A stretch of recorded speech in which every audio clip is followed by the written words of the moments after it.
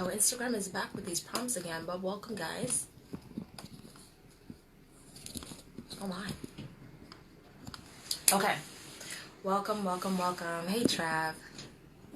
Hey, Trav. How are you? I hope everyone's having a beautiful Friday so far.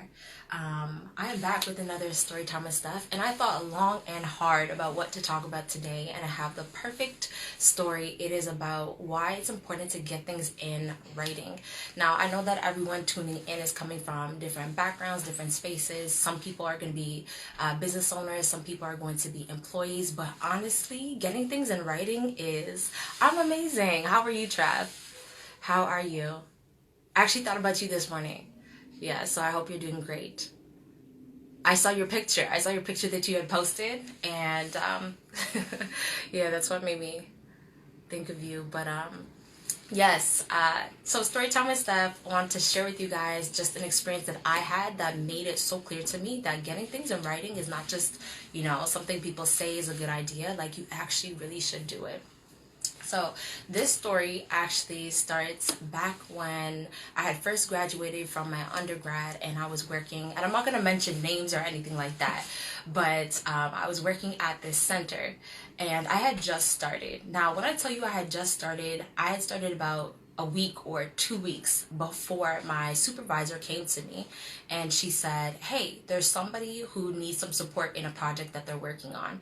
Now, mind you, this is my first job out of college or out of university, and I don't really know how office politics works. I don't really know too much, and I'm young, okay? Also, by the way, I'm in Toronto, and it's super windy today, so if you hear like howling in the background, that's what it is. It's the wind. But she comes to me and she says, there's someone who needs some support on a project. Now, what am I gonna say? It's work, and I'm there to work, so I'm like, okay, cool. So I meet with the person, my supervisor and this other person, and they tell me that they are planning an event and they just need some support around coordination. So I was like, okay, cool, like I can do that. I thought, little old me, I thought that this was going to be support, that there was going to be a team that I was working with.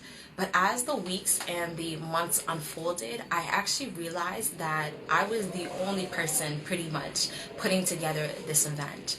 And in my first meeting with the person who I ended up working with on the project, he shared with me that last year, the year before that, they had hired someone and had paid that person $10,000 to do the event planning portion of the event.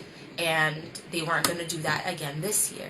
So I thought to myself, that's interesting.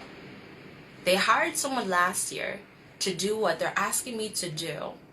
And welcome, Nicholas. Hired someone last year to do what they're asking me to do. And they paid this person $10,000. And it just kind of went over my head, to be honest with you.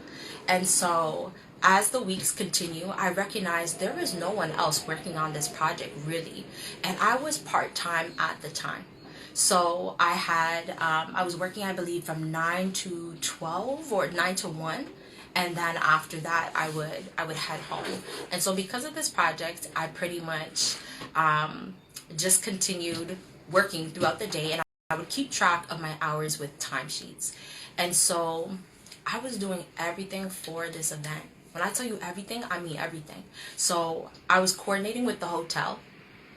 For people who are coming to this event from out of town, I was booking their flights. I was letting the hotel know when people were going to check in, when they were going to check out. I was letting people, or I had created the event online, and I had gotten back responses from the people who were going to attend regarding dietary restrictions or any other restriction.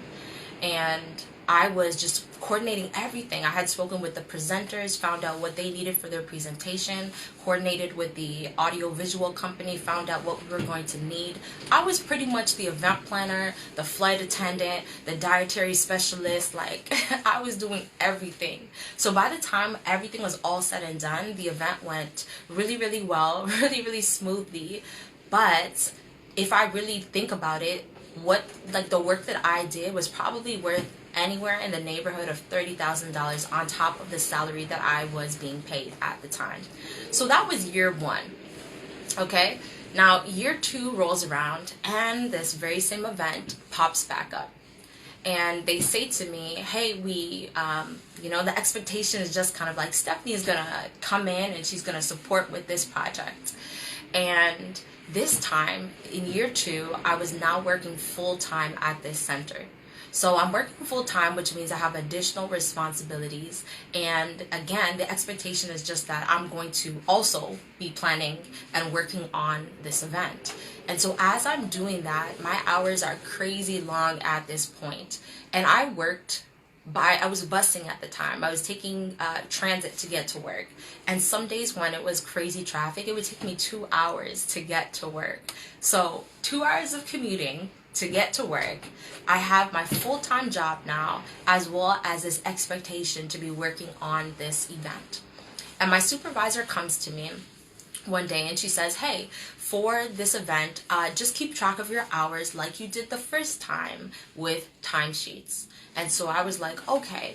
It was a little bit more tricky this time because, again, I had a full-time job, a full-time responsibility. However, in between, I'm making phone calls to arrange things for the event. I'm booking things. I'm following up with the airline because this ticket got canceled and doing all of this stuff. Okay? Just imagine little Stephanie just stressed, okay? Stressed. And I'm doing all of this stuff and do my full-time job, plan this conference, and everything, again, for the year two goes smoothly. Thank God. Hundreds of people came and everything went smoothly despite the huge amount of stress. Like, it went smoothly. This is where it gets interesting, guys. I need to gather myself, but I hand in my timesheets, and a couple of days go by, a couple pay checks go by, or pay periods, I should say, maybe like 1 or 2 go by, and on the second one, I go to my supervisor and I say, hey, so I handed in my timesheets. Welcome, and handed in my timesheets for this additional work that I did that's outside of my quote-unquote responsibility and role that I had assisted with for this event, but I haven't gotten paid for it yet.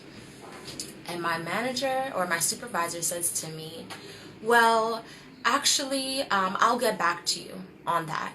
When she does get back to me, what she tells me was that I wouldn't be getting paid for those additional hours. That I would actually just be getting vacation time for those hours. So I would be compensated in vacation time. And when I heard that, I was like, wait a second, what? That's not what happened year one.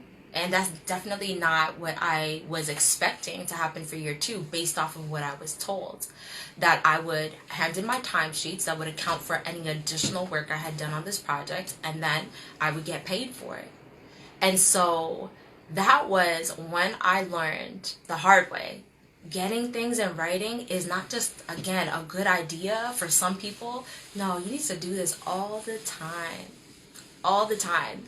And pretty much, because I didn't have anything in writing to say that, no, you told me to hand in my timesheets so that I would get paid for these additional hours, I had no recourse to be able to say like, no, like you actually said that you would pay me for these hours. And what ended up happening was that I had this like part-time job. Now remember, this is like right when I'm getting out of university, college, and I had a job that I would work every summer. If you live in Toronto or you're familiar with Canada, it's called the Canadian Exhibition. So it's called the X. And it was just like a 2-week period, and a lot of young people would just come. A lot of people actually would come back every year, and we would just work at the X. So what I decided to do was take my vacation time, because the additional hours was 40. So it was 40 additional hours outside of my time in work that I was working on this event that they said they were not going to pay me for. So I said, you know what, I'm just gonna turn this around to the best of my ability. I'm going to take my time off during the X. I'm going to go back and work at the X and be getting my vacation time from work as well as be getting paid from the X. So that's what I ended up doing. And what I learned in that particular moment, like after, like going forward, was anytime my supervisor or anyone there would have a conversation with me or would ask me anything, I would, in the meeting, be taking my little notes. And when I would get back to my computer, I would literally type it all up. And I got super formal, super professional with it. I'd be like, thank you so much for the meeting that we just had. I really appreciate the information or the request that's been put forward, blah, blah, blah. And I would literally detail every single thing that they had just spoken about. And at the end, I would say something like, okay, and if I have misunderstood, please do let me know, and blah, blah, blah. So I was literally like, everything was in writing. And they actually came back. This is prior to me leaving that particular job, but they came back and I was doing so many different rules and just like holding so many different things in place that when they came to me, welcome Usman. Yeah, when they came to me with a request later on to start working on an additional project, I literally, again, sitting in the meeting, I take my notes, I go back to my desk, and I type up everything. And so I said, thank you so much for your time earlier. And from what I understand, this is what the request is. And please help me understand how with this that I'm doing over here, this that I'm doing over here, this that I'm doing over here, and this that I'm doing over here, in what period of time I should be allocating to this new request. And I put it all in writing. Everything in writing. And looking back on it, even at the time, I was able to see that, of course, you know, them telling you that they're not going to pay you for 40 hours, it sucks. But I'm happy that I learned that lesson when it was 40 hours at a job that was like an entry-level position. I'm glad that I learned that lesson at that point in time, because if I had learned that lesson when $400,000 was on the table, it would have been a much greater loss. Or $4 million was on the table, again, a much greater loss. So I learned that lesson, just literally get everything in writing, because some people, not everyone, but some people, they just, if they can get out of paying you, if they can get out of compensating you, if they can get out of just showing up in the way that they said with their words that they would, they actually will just kind of squirm their way out of it, and you won't have any recourse. And I was actually listening to, if you guys don't already listen to the Social Proof podcast, please check them out on, I think, YouTube as well as Spotify. They're on Spotify as well. But it's an amazing, amazing podcast for entrepreneurs, business owners, just honestly people who are trying to get their mindset right concerning wealth and the different available avenues for that. But that's just an aside. So I was listening to an episode of the Social Proof podcast, and in it, David Shands, who is the host, was asking everyone on the panel what was their biggest mistake in business and how much did it cost them. Now, the first couple people went and they said, yeah, my biggest mistake in business, it was this, and it cost me $250,000. The next person went and they said, yeah, my biggest mistake, it cost me $200,000. And then we get to the third woman, I believe, and she said that her biggest mistake in business cost her $400,000, and it was for that exact same reason that I just shared with you guys, which is not having things in writing. Someone approached her and said, hey, why don't we collaborate, work on something together, and after we submit it, we will be able to take the funds, and I love what you're doing. It will be able to support your cause, your whatever. And they worked together on the grant, submitted it, and it got accepted.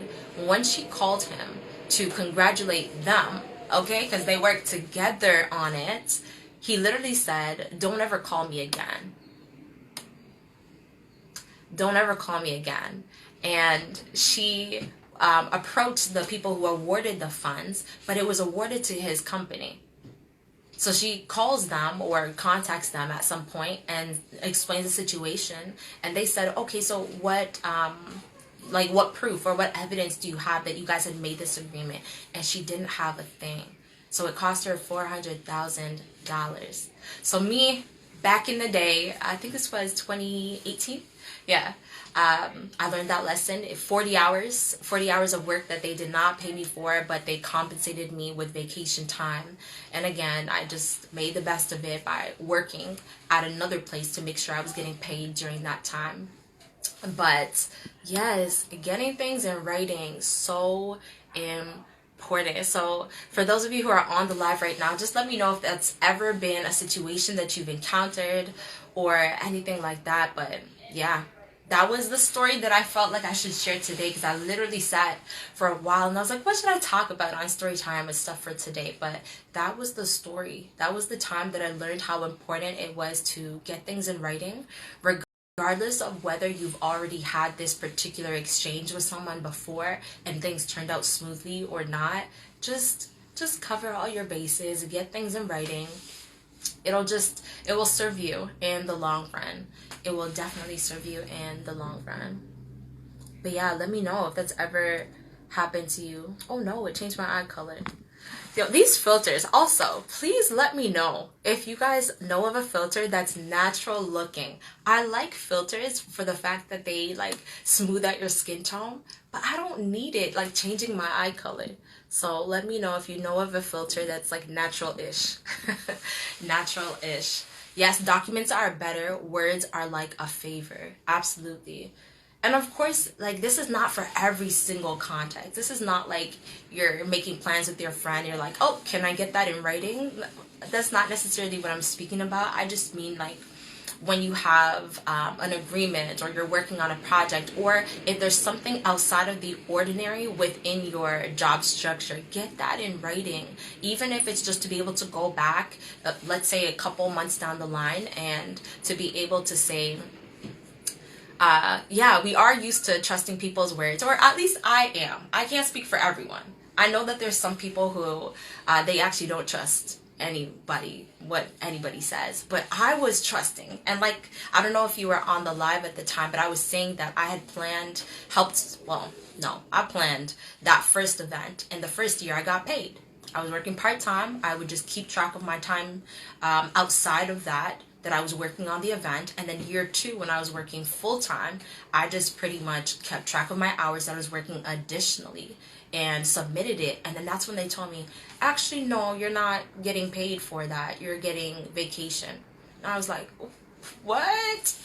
That is crazy. So, man, I have stories for days. But again, one thing I was thinking about this morning in terms of an analogy, if I was on the stairs and I had just elevated to like stair number 1 and then I fell off, it might hurt depending on how I had fallen down, like if I twisted my ankle or something.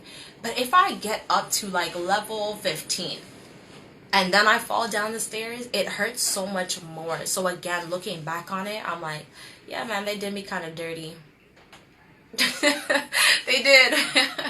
But at the same time, like, it was 40 hours. I learned the lesson then. I'm glad it wasn't 400,000.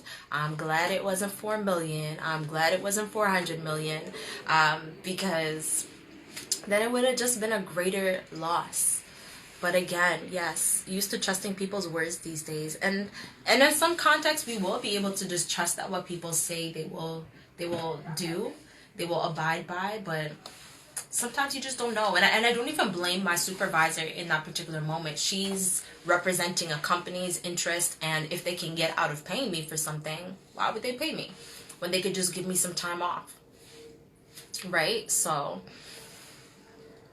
absolutely. Documents are better. Words are like a favor. And just know, like, who's someone who you can trust. Someone who you can trust. But that is my story time story for today. Oops, I just opened the comments here. Yes, that's my story time story for today. Hopefully I was able to, share some insight, provide some value, and just remind us that, of course, we're going to have people around us who we can just trust what they say. But it's just better to have things in writing, because even for the last situation, I'll say this, when they came to me later on and asked me to take on asked me to take on an additional task within my job, I went back to my desk And I wrote it all down. I said, okay, well, on top of doing this, and I split it up by category because within this position, I was doing multiple positions. And so I said, on top of doing this, number one, and I listed all the things I was doing, and this, number two, and this, number three, can I just clarify that this is what you're also asking me to do in request number four? Right? And so one of the managers actually came to me because he had heard about the email that I sent. He heard about the email that I sent, and he was like, wow, that was a really well written email. And sometimes it's kind of annoying to have to get lawyer-ish or to have to like be very meticulous, but sometimes it's absolutely necessary to just pull it out, be like, actually, no, this is what we agreed upon. Remember the email as per my email. You just have to literally, not even just money. So another comment here says, learning not to trust anyone when it comes to money. Agreed, it should be in writing.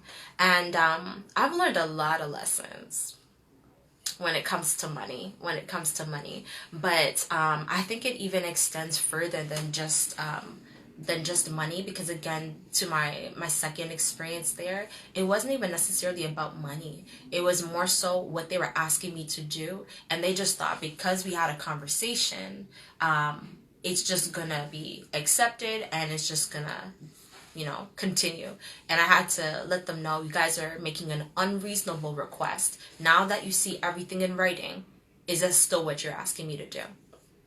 So that is what I learned while I was an employee at that particular center, and I'm grateful that I learned that lesson at that amount. I don't know how much 40 hours would have been in terms of a dollar amount, because I don't remember how much I was being paid per hour, but such is life. We live and we learn. So that is story time with Stef for today, and I hope that it blessed you, provided some value like I said, and hopefully I will see you guys, if not next week, then the following Friday. But take care and have an amazing weekend.